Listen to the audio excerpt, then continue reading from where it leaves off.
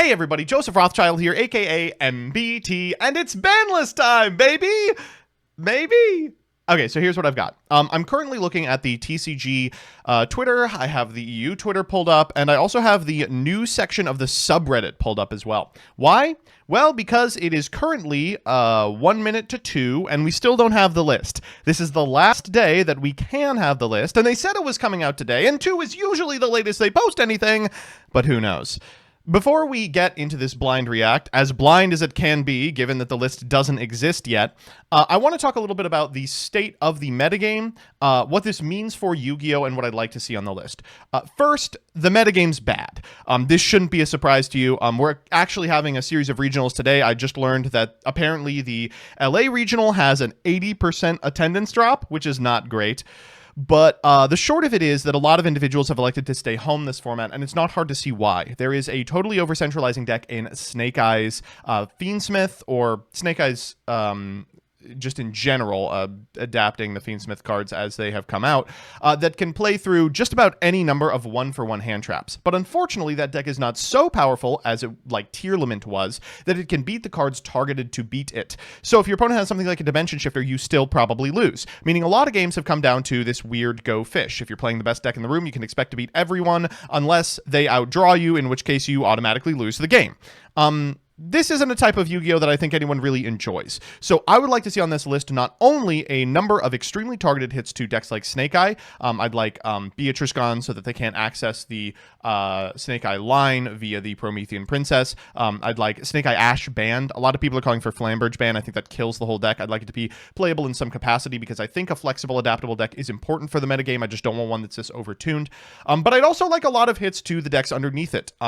Ritual Beast is a really cool deck. Unfortunately, it plays Protoss and Dimension Shifter. Tenpai could get a lot of these like completely invalidating Go Second cards out of their deck and be a lot more fun to engage with. And of course, Gimmick Puppet still exists. So I think Yu-Gi-Oh! Has to thread a needle in both taking down the top deck and making sure that the game is fun to play if you are playing Rogue. This is very easy to accomplish, I think. Maybe like 20 extremely targeted hits could do it. And you wouldn't have to ban very much, if anything, from recently released sets. We'll just see if they do it. It's now 2:01. Let's just hit that old refresh button. Oh my god, it's here. Holy shit. Okay. Oh my god. Okay, so first off, Lacrima. Unbelievable.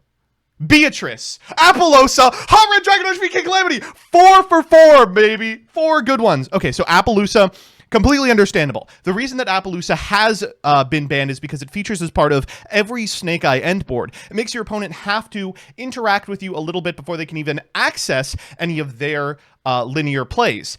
It also plays really frustratingly with Fiendsmith because you can go to the battle phase to force it, but then they can hold back a Masquerena in order to get some value off of it. They can co-link a Nightmare Phoenix underneath it so it can't be destroyed by battle. A lot of ways they can play around with it. They have, in recent years, been trying to get rid of these like generic extra deck negate options, and Appaloosa is, in my estimation, the last one that has to go. King Calamity should have been gone 3 formats ago. I don't know why we elected to play Centurion for that period of time. Oh, cool. Like, awesome. And Lacrima, I think, is a really cool Fiendsmith hit. It just came out, though. Like, we just got this card. This means that it's going to be really hard for the Fiendsmith line to just get a rank 6 on their side of the field. Really solves the problem of Beatrice being banned, because then people pivot to Caesar, which is an independently really powerful card. Even if you ban Caesar, you do play Whack-A-Mole with rank 6s. It's just, I think that's fine, because the utility of these cards post Caesar goes way down. You're playing like Dragulus. They said they don't want to deal with it at all. That's fine. Beatrice, Lady of the Eternal Band, very sorry to Farfa, but absolutely had to happen. The number of things you could do with this deck, even in decks that weren't playing Fiendsmith: send transaction rollback, send an annoying-ass card that wins the game immediately. Super happy that we're not going to have to deal with that type of shit anymore. And of course, had unmatched utility in Fiendsmith Snake Eye as a mechanism by which you can either send a card like the Blackout Laughs, or send a card like Angel of Blue Tears, or send a card like Snake Eye Ash, and then reborn it with Promethean Princess. Let's go to the limited section. Holy shit! Ava back. Great news for Drytron. I will be playing Drytron. The TMT that came up this last weekend. Super happy about that. Snake Eye Ash at 1, Snake Eye Poplar at 1. Okay, these are fine. In terms of Snake Eye hits, these aren't nearly as powerful as I think people were hoping for. Snake Eye Ash is still full combo under this, and you have 4 copies of it because of Bonfire. Poplar is still full combo under this, and you have 4 copies of it because of Bonfire.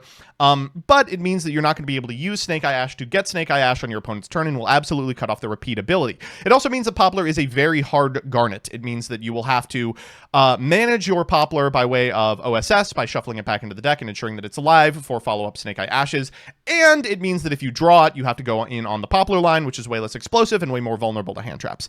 Gimmick Puppet of Strings to 1 is a beautiful hit. It is a wonderful, elegant way to deal with the Gimmick Puppet FTK without banning any new cards. But they've also hit Dark Strings just in case. Good job. Fuck you, Gimmick Puppet. Branded Fusion to 1. Fine. I mean, I think Master Duel has shown that even at 1, this card is endlessly searchable, findable, and accessible, but a little frustrating that that's the only hit to Branded. That means you can still be Gimmick Puppet locking people in the year of our Lord 2024. Opening the Spirit Gates to 1, we actually just talked about this on Danny's channel, a really good hit to Yubel.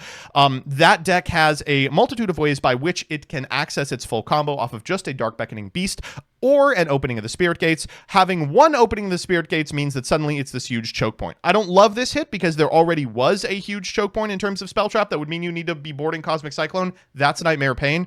But I guess having another one is fine too.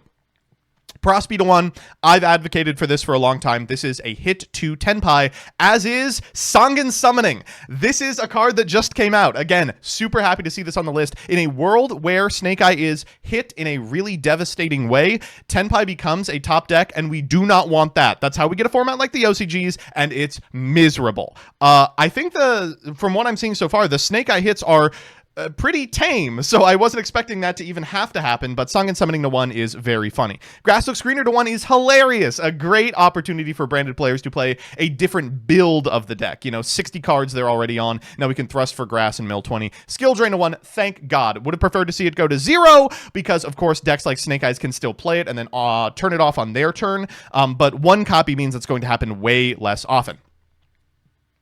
Oh my God, the rulers are back. Who cares? Who fucking cares? The rulers could go to 3 tomorrow and it wouldn't change anything. Lunalight Tiger to semi is cool too. And Thunder Dragon Colossus and Ib the World Chalice Justiciar are good. Like, they're not really... Okay, so I'll talk a little bit about Thunder Dragon Colossus because I think that's the card that I want to spend the most time on. This card is seeing play at present in Ritual Beast. As part of their combo, they will overlay 2 4s into Infernal Flame Banshee, get Nemesis Flag, search a Nemesis card. Now, in some matchups, that is Protoss, but in matchups where Protoss isn't particularly good, they get Corridor, and they can make Thunder Dragon Colossus. Not every Ritual Beast deck does this or even boards these cards, but I think this just sort of cements that this is something that decks are going to be able to do. And finally, to Unlim, Armageddon Knight, Red Rose Dragon, Kieran Plushfire with the Errata, AFD with the Errata, Ding Dong, and Time Seal. They threw in the Time Seal because they knew that I would make a Masochist Banlist tournament if they didn't. Well, if you want my opinions on this list, there was no way it could have been perfect. There was no way it could have been perfect. No way it could have done everything that I wanted. This does some of the things I wanted. But there's a notable amount of things that it doesn't do. I think these Snake Eye hits are pretty comprehensive, but aren't sufficient to kill the deck. You still have 3 Diabellstar, 3 Wanted, that's full combo. You still have 1 Ash, 1 Poplar, but 3 Bonfire, that's full combo. And the resource loop of the deck didn't really change at all. They didn't stop any of its end board with the exception of Apollosa. The deck, I imagine, now will just pivot to like Masquerena setups as part of the end board. But one of the cards that enabled Apollosa was Fiendsmith's Lacrima.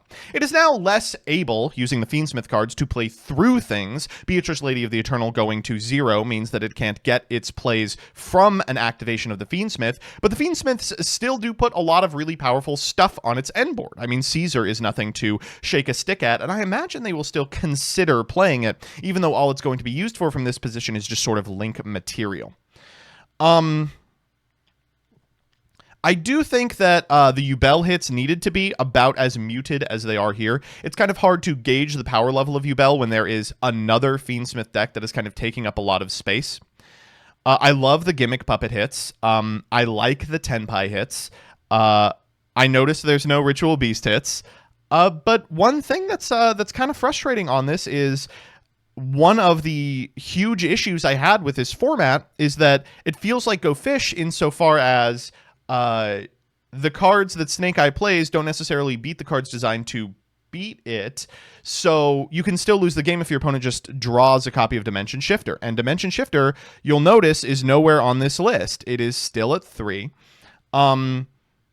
Which means that we're about to move into a metagame that has Dimension Shifter, has Perulia, and has Fua Ross at a time when decks lost Lacrima, which is a really effective way to play around Perulia. I don't know. I guess my hope would be if this list, which remains to be seen, mutes the power of the Snake Eye deck enough that people don't feel comfortable playing as many shifters as they would otherwise because of its diminished utility against decks like Tenpai, Ritual Beast, and the like, then it will have accomplished its goal. But at present, while it does do a good job of boxing out some of the most egregious design mistakes from the last couple of sets, I don't think it does a really perfect job of resolving the underlying issue of the pace of play. We'll see for sure.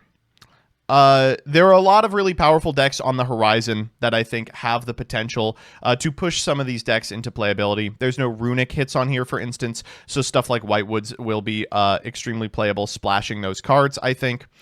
But as the Azaminas come out, I can't help but think, I mean, the Snake Eye hits seem pretty insufficient. And the anti-meta decks that are just jamming shifters still seem pretty strong.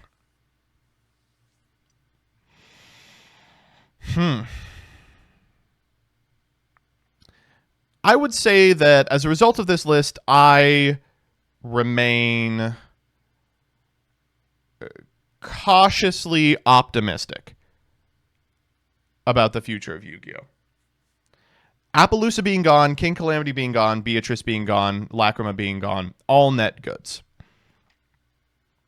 I think having to come to terms with the fact that the way Yu-Gi-Oh! Games play may have been irrevocably changed after Phantom Nightmare. And coming to terms with that is something that I think we as a community will have to do over the coming months. Shouts out to Effective from 2 September, by the way. That's going to be really funny for Worlds. See ya!